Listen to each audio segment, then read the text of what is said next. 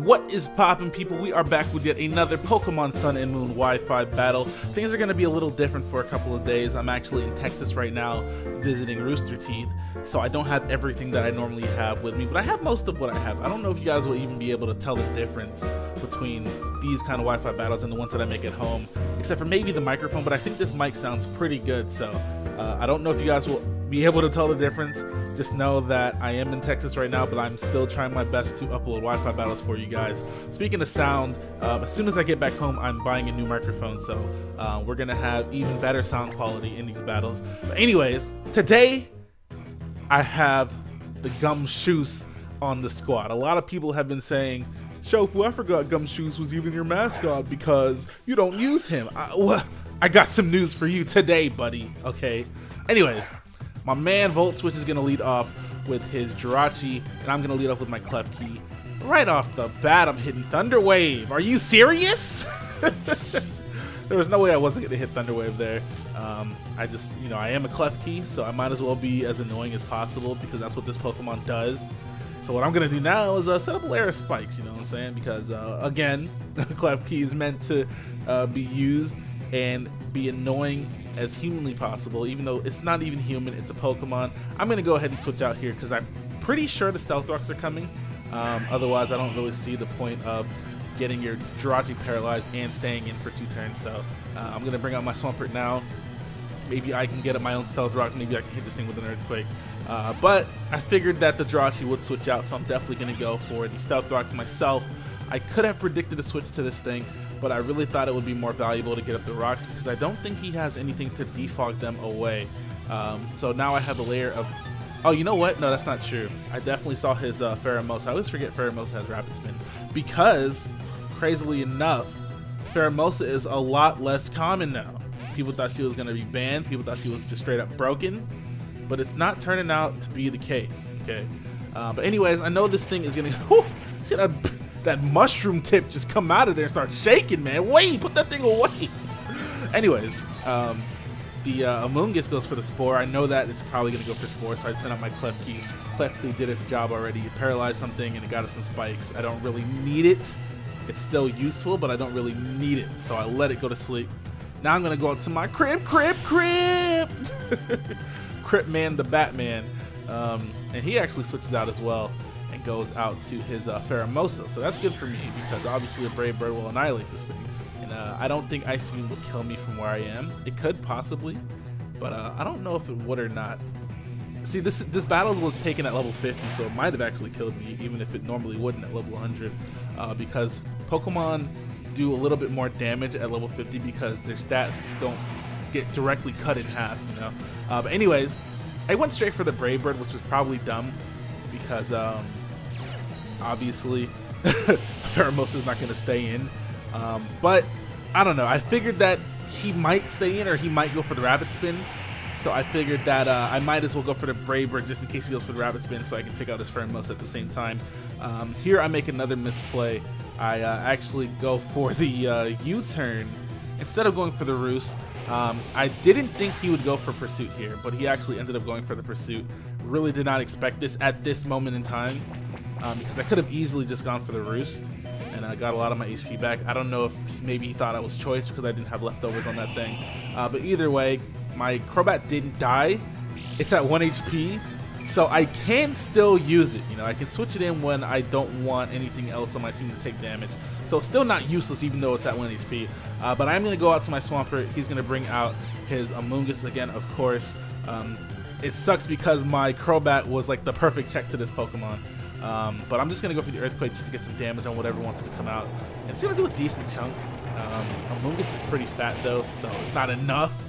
But the team player is always playing for the team. Well, let me tell you.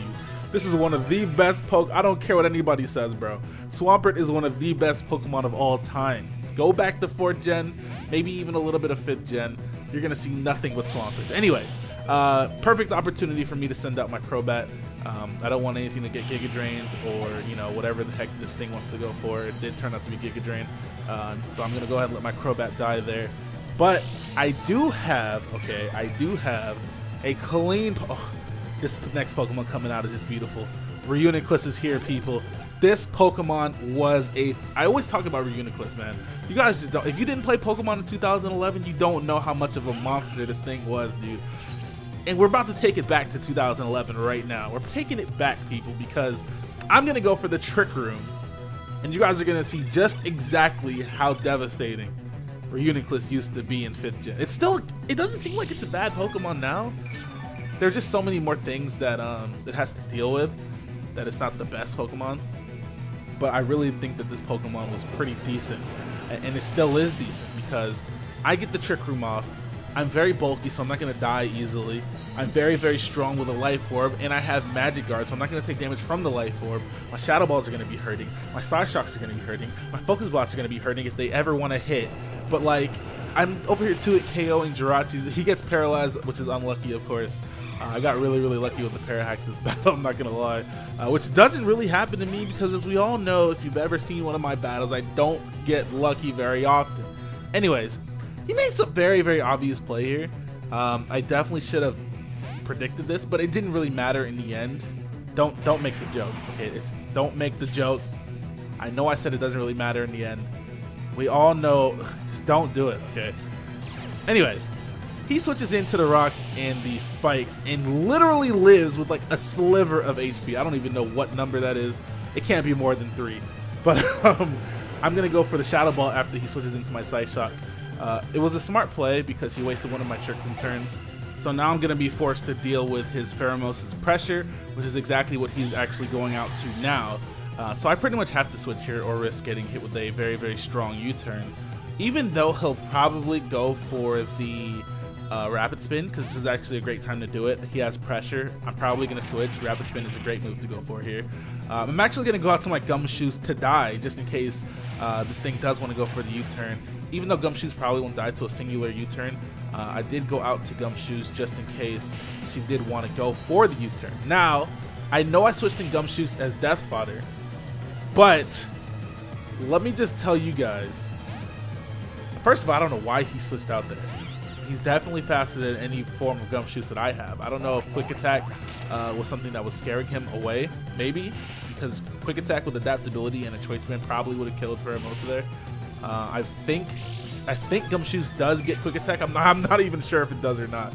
But either way, okay, I don't even have the right move on this Gumshoos, okay? This was a throwaway Pokemon. But Facade, the move with base 70 damage, is literally running through this man. Are you serious? Oh no. Here he predicts my switch. He probably knew that I wouldn't want to get high jump kicked in the face, and I didn't, which is great because he didn't go for high jump kick, he went for U-turn. And then he goes out to his Greninja and catches the Facade, the base 70 move, and he dies. I was like, what?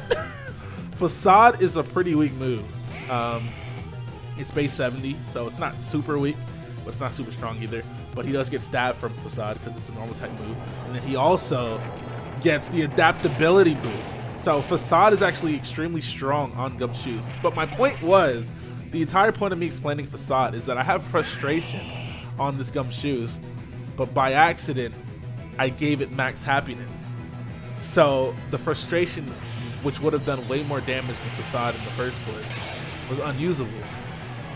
But Facade was still strong enough to just destroy everything. That's my point. Gumshoos is a monster if you don't get my drift yet. Anyways, I'm gonna go out to my Swampert because he literally just earthquaked my Gumshoos. So I expected this thing to be a Charizard X, but he literally pulls the crossover dribble, breaks my ankle, man. My ankle is dangling right now. My ankle is just straight up broken, okay? He went for Earthquake on my Gumshoos. I'm like, okay, Earthquake. Obviously, this Charizard is a Charizard X. But then he pulls the crossover dribble looking like Allen Iverson, people. It Mega Evolves into Charizard Y and blows me away with a beam of salad, man. My Swampert was forced to eat a salad. He doesn't like salad at all. And he just straight up dies to a solar beam, man. I was not expecting that at all. So basically what just happened is I got pump faked. I went out to my Goodra, the goo, and I hit him with a Draco Meteor. He lives with like 2 HP again. And then he has the Roost, but on the Roost, I predicted the Roost. And I switched to my Reuniclus here, of course. I'm going to be able to set up the Trick Room once again. I'm pretty sure I should be able to sweep the rest of his team with Reuniclus, because this Psyshock is going to be extremely strong. Not only that, Charizard Y is, I think, specially defensive, so it's going to hit pretty hard on the physical side. All I'm saying is, that was ridiculous. That set that he has on that Charizard is kind of clean, because I definitely expected it to be a Charizard X, and then he changed right in front of my eyes. It hit me with a Solar Beam. That was genius. I've never seen that before. I don't know how I've never seen that.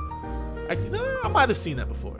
I think people run Earthquake on Charizard Y to hit Heatran better. But yeah, that was a really fun battle. Really enjoyed using Gumshoos and Reuniclus. Definitely going to bring them back in the future. Thank you guys for watching. I really do appreciate you guys supporting my videos all this time. I'm going to be uploading a lot more frequently if I can, of course. As soon as I get back home from Texas, going to install my new mic, which should be there by the time I get back. So we're going to have even better quality on these videos. Really excited about improving quality. I love improving quality, which is why I do this 1080p stuff, even though it takes like 8 hours to make one video. I don't care. I need the quality. Anyways, thank you guys. Hit that like button, comment, subscribe, check out previous video, and I'm out of here. Bye!